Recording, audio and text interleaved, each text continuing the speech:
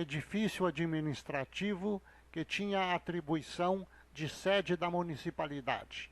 Abrigava as estruturas de vereança, justiça e polícia, cuja separação não era clara, e suas especificidades se misturavam e confundiam.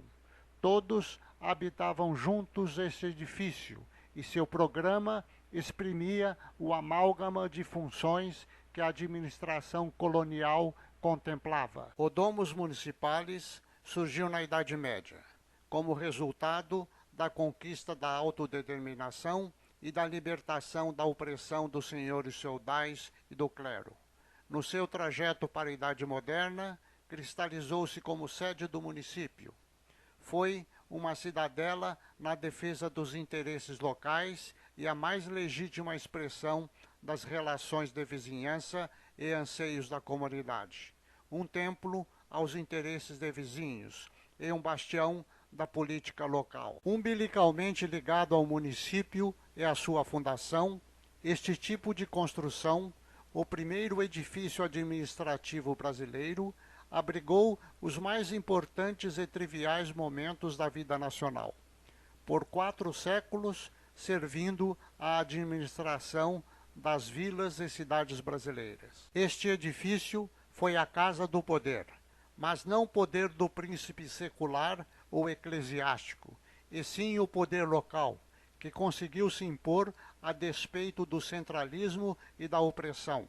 É um templo à liberdade local, um monumento ao cidadão e à materialização do município. Introduzida por Portugal, este tipo de construção logo foi se modificando e adquirindo cor local, inclusive um nome nacional, Casa de Câmara e Cadeia, em oposição ao Paço de Conselho em Portugal. Durante o período colonial, o programa deste edifício modificou-se conforme os costumes e necessidades das épocas, num longo processo de aperfeiçoamento das instituições e da administração. No Império, seu programa já consolidado adquire certa uniformidade. Com raríssimas exceções, este edifício era de 2 pavimentos, sendo o pavimento inferior e um pátio externo eram ocupados totalmente pela cadeia e dependências da milícia. Prisão, aquartelamento e justiça policial eram os principais usos deste pavimento. O pavimento superior era ocupado pela vereança e juízo municipal.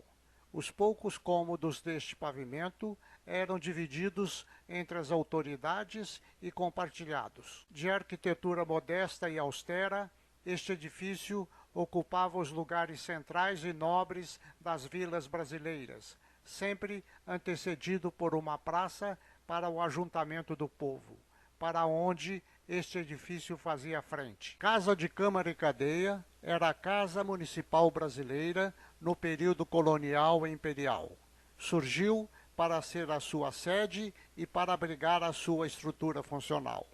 E também para dar expressão e identificar a personalidade municipal de um território sediado por uma vila, com foros de liberdade administrativa e autodeterminação. O município, esta personalidade jurídica de direito público, portanto, uma abstração, apesar de ter um território e vila, estes não se prestavam para incorporar a sua identidade. Foi na arquitetura da Casa de Câmara e Cadeia que o município encontrou a sua dimensão material, encontrou uma face. Portanto, a Casa de Câmara e Cadeia é a personificação do município. Rica em significados, a Casa de Câmara e Cadeia era símbolo da autoridade local e conferia à localidade o status de espaço dotado de lei, justiça e segurança, símbolo de localidade organizada no gozo do Estado de Direito e da associação e expressão política local. O edifício Casa de Câmara e Cadeia é o mais bem-sucedido edifício público no Brasil. Este tipo de construção, que dos primórdios do Brasil colonial passou pelo Império e se prolongou até o início da Primeira República, persistindo por 4 séculos de existência. Não encontramos outra construção que possa rivalizar em importância.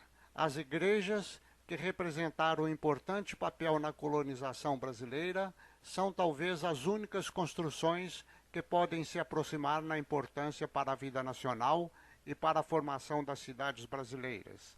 Entretanto, enquanto a igreja é uma expressão da fé e do poder eclesiástico, a Casa de Câmara e Cadeia é uma expressão da organização comunitária, da política e do poder local.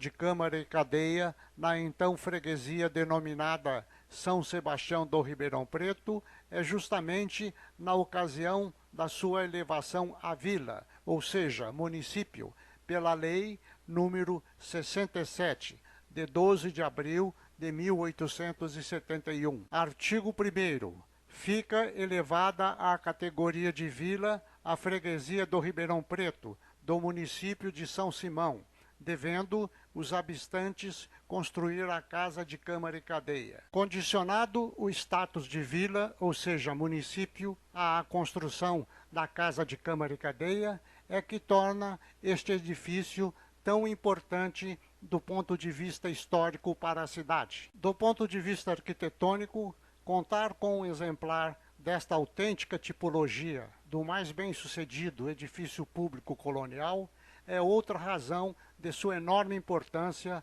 para o patrimônio local. Por ser uma das mais antigas construções da cidade, se não a mais antiga, sua antiguidade lhe confere ainda mais importância. Certamente, este é o mais importante edifício da cidade. Nenhum outro se compara em importância com a Casa de Câmara e Cadeia.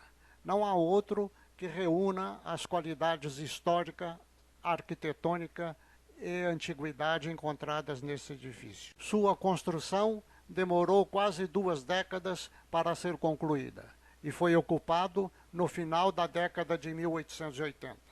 Ainda hoje existe na Rua Cerqueira César, de frente ao Palácio Rio Branco, descaracterizado apesar do tombamento municipal. Nossa Casa de Câmara e Cadeia foi um dos últimos exemplares deste patrimônio nacional a ser construído. Com a República, não foram mais construídas e consideradas entulho colonial pelos iconoclastas.